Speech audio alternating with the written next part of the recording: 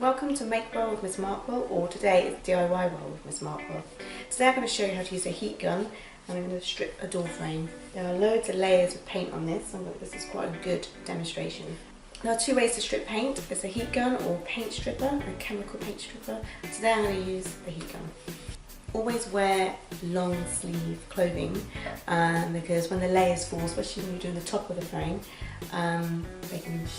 the layers of paint can fall off and can burn your skin, and they're quite hot.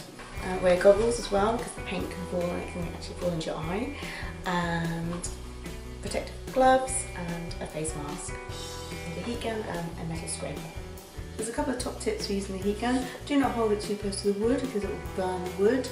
Have it about this close and don't just hold it in one spot.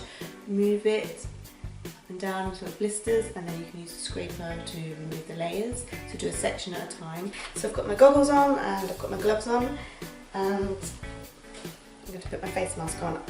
Now, I don't know how old this paint is.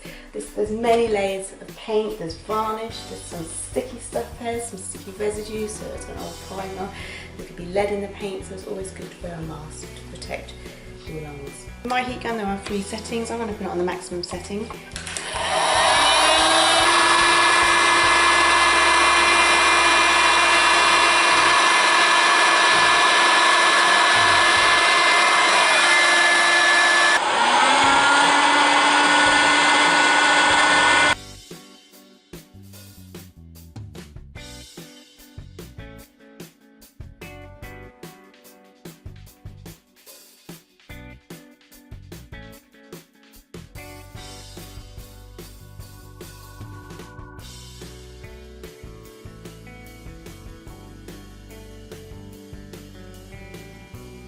Thank you for watching Diywell or Makewell with Miss Markwell, and I hope to see you soon for some more segments on DIY, cooking, sewing.